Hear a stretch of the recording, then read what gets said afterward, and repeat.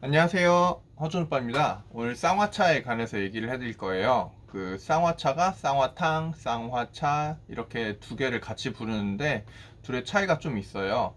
이제 쌍화탕은 이제 한의사들이 처방을 내려가지고 약사들이 의약품으로 나온 한약재들을 가지고 지은 게 쌍화탕이고, 쌍화차는 우리 일반 농산물로 유통이 되는 약재로 달인 쌍화차를 쌍화차라고 부릅니다.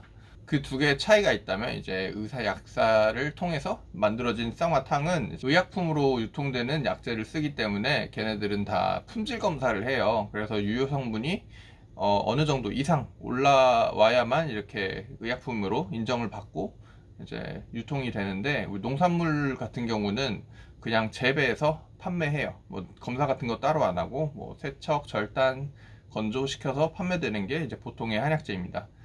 그 둘의 효능 차이가 있냐라고 하면은 거의 같다고 보시면 돼요. 왜냐면 같은 밭에서 나와도 그냥 어느 정도는 의약품으로 가기도 하고 어느 정도는 또 식품으로 유통이 되기도 하고 그러는 거니까, 식품으로 유통되는 한약재라도 뭐 효능이 없는 건 아니다 라고 생각해 주시면 되겠습니다.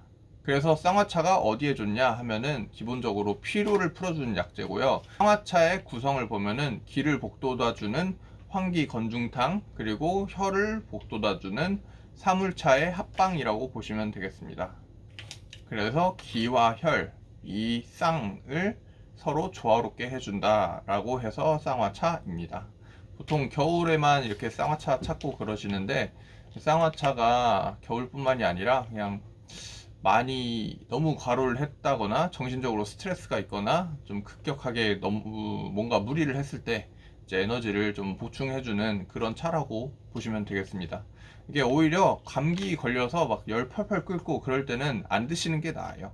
그거보다는 이제 감기 예방 차원에서 평소에 이제 몸 상태를 좀 더 이렇게 증진시켜주는 그런 약재라고 보면 되겠습니다. 그리고 쌍화차를 인터넷에 쳐서 살펴보면은 쌍화차에 뭐 갈근이나 진피 이런 거를 첨가해서 만든 쌍화차가 되게 많아요. 이 쌍화차 그 9가지 약재 말고 이것저것 넣어가지고 그 구성을 한 쌍화차가 많은데, 그런 거 같은 경우에는 이제 한의사들은 환자의 상태를 알고 이 사람이 체질이 어떻고 어떤 약이 잘 받고 안 받고를 아니까 좀 가감을 할 수가 있는데, 이제 보통 불특정 다수의 사람들이 이렇게 먹을 때는 그 쌍화차 그 9가지 구성이 괜히 딱 9가지만 있는 게 아니거든요. 그래서 그 쌍화차의 효과에 집중을 할 수 있도록 다른 약재는 안 들어간 그 감미료도 없는 그런 쌍화차를 드시는 거를 추천드려요.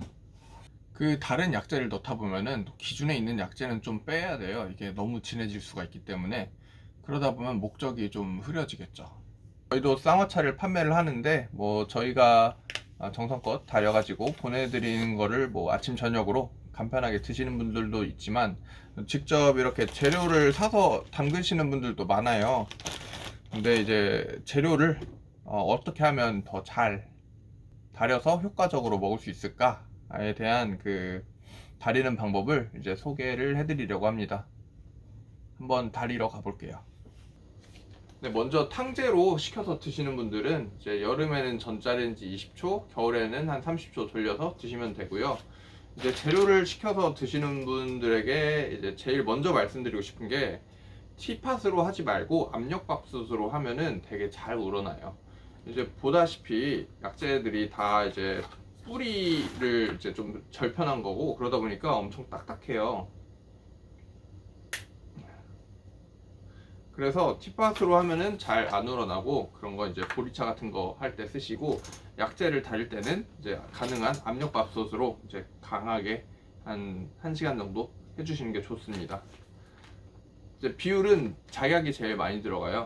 그래서 작약이 한 물 1리터에 20g 정도. 이제 이게 보통으로 많이 다리시는 건데, 양을 전 한 종이컵에 한 3분의 1 정도. 이제 쌍화차를 진하게 만들고 싶을 때는 딱 하나예요. 약재를 많이 넣고 오래 달인다. 그러면은 진해집니다. 약재의 비율이 작약의 다른 거의 2배고, 나머지는 이제 한 배씩 10g씩 넣어주시면 되고, 감초, 대추, 생강 이거 3개는 다른 것보다 조금만 덜 넣어주세요. 한 7, 8g 정도.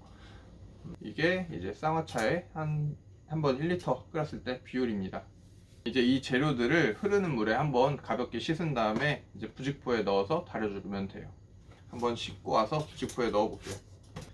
약보자기 한 반 정도 찼는데 약재를 좀 더 넣어도 될 것 같아요. 진하게 하시고 싶으신 분들은. 자, 그러면 약재를 넣고 뚜껑을 닫습니다. 이거 재료 중에 작약이 이제 평소에 보시던 백작약이랑 좀 다를 수가 있어요. 피작약이라고 해서 저희 껍질이 있는 거를 보내드리거든요. 이게 작약 껍질에 무슨 독성분이 있는 것도 아니고 껍질에 영양분이 있기 때문에 저희는 이제 껍질이 그대로 있는 피작약을 보내드립니다. 네, 그럼 이게 이제 압력추가 끓고 시작하면은 약불로 줄인 다음에 1시간 정도 달여서 이제 다른 병에 옮기고 냉장 보관해서 드셔야 돼요. 아니면은 이게 방부제도 없고 이제 영양분이 많다 보니까 금방 상해버려요. 곰팡이가 쓸고. 그래서 꼭 보관을 잘 해주시고 가능하면 빨리 드셔야 됩니다.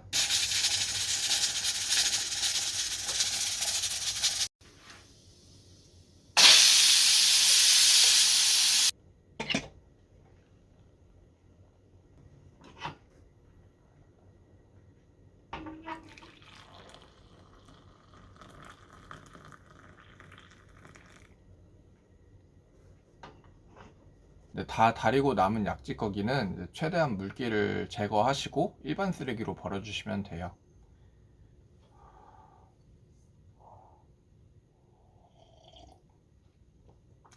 아주 진한 게 맛있습니다.